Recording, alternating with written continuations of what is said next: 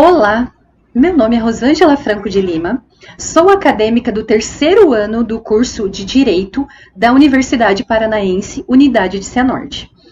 Eu e meus colegas Bruno Calmo, Ivanilda Vaz Batista de Oliveira e Maria Carolina Silva da Fonseca fazemos parte do projeto de extensão Conhecendo Direito, os Seus Direitos.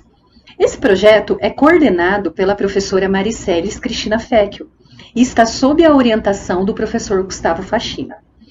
O projeto visa difundir conhecimento acerca dos seus direitos e promover uma verdadeira inclusão entre a universidade e toda a sociedade. Hoje, queremos falar sobre os temas bullying e cyberbullying. Primeiro, vamos entender o que é bullying. O termo em inglês bullying é derivado da palavra bully, que significa tirano, brutal. Em outros termos, o bullying significa todo tipo de tortura física ou psicológica que uma pessoa ou um grupo de pessoas pode passar, como, por exemplo, intimidação, humilhação, xingamentos e até agressão física. Já o cyberbullying é a violência virtual, que corresponde às práticas de agressão moral contra uma determinada pessoa ou um grupo de pessoas, mas dessa vez através da internet ou de outras tecnologias relacionadas ao mundo virtual e alimentadas pela internet, com o intuito também de agredir, perseguir, ridicularizar ou assediar. Dando sequência a esse assunto sobre o bullying, eu vou tratar um pouquinho sobre o local de maior ocorrência e como essa prática vem se desenvolvendo agora com o atual momento que estamos vivendo de pandemia. Um dos principais cenários de ocorrência do bullying é dentro das escolas. E como exemplo dessas práticas ofensivas, nós podemos citar as agressões físicas e verbais, que é onde entram os xingamentos, as invenções de apelidos ofensivos, as ameaças e intimidações, as humilhações públicas, as invenções de boatos, destruição de objetos pessoais, dentre outras. As consequências disso são sempre negativas para todos. Apesar das lesões físicas poderem trazer danos irreversíveis, as sequelas psicológicas são muito mais graves e podem trazer danos até mesmo para o agressor. Contudo, em decorrência do atual momento que estamos vivendo de pandemia, uma prática que se alastrou entre os jovens foi o cyberbullying, que são as agressões por meio digital. Essas agressões podem partir de insultos e chegar até mesmo ao compartilhamento de fotos íntimas e incitações ao suicídio. Essas mensagens podem surgir das mais variadas formas dos meios de comunicação, como mensagens direta, compartilhamento em grupo e dentre outras redes sociais.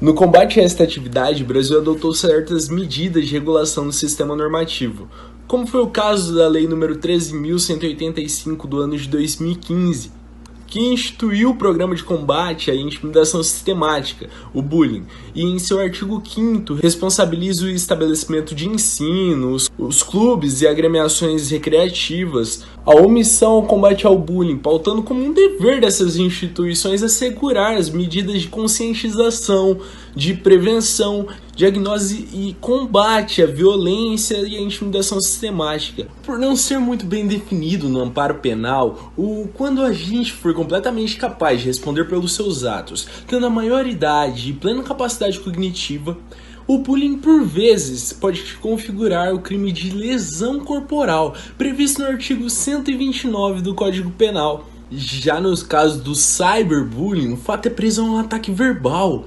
Este, quando chega ao conhecimento de outras pessoas, pode configurar o crime de calúnia, previsto no artigo 138, ou o crime de difamação, previsto no artigo 139 do Código Penal.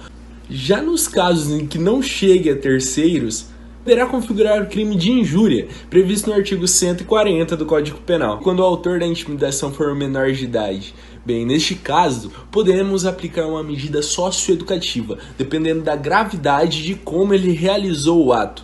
Isto porque o menor de 18 anos no Brasil não responde pelo Código Penal, responde pelas medidas aplicadas pelo ECA. Ato infracional este que poderá derivar de uma lesão corporal, uma difamação, até mesmo de... Entretanto, a medida aplicada estará prevista no Estatuto da Criança e do Adolescente, no ECA. Por exemplo, a autoridade competente poderá aplicar uma advertência ou instituir a obrigação de arcar com os danos causados, dentre outras medidas estabelecidas no ECA. Desta maneira, para coibir e até mesmo evitar a disseminação da prática das diversas formas de bullying, deve haver, antes de tudo isso, maior preocupação por parte da esfera familiar, escolar, assim como de toda a sociedade. Pois a prática do bullying cada vez mais, infelizmente, atinge todas as classes sociais, assim como pessoas com idades diversas, pois é uma prática que ocorre não apenas nas escolas, e principalmente agora com a pandemia da Covid-19, em que as pessoas estão muito mais conectadas, a prática do cyberbullying tem atingido muitas vezes de forma drástica e irreparável a vida de quem é o alvo. Como vimos, o ambiente virtual tem sido o lugar em que alguns imaginam ser uma terra sem lei, mas não é bem assim. Pois as normas têm evoluído nesse sentido, com punições mais rigorosas para aqueles que praticam o bullying, seja em ambiente físico ou virtual. Certamente estamos no caminho certo.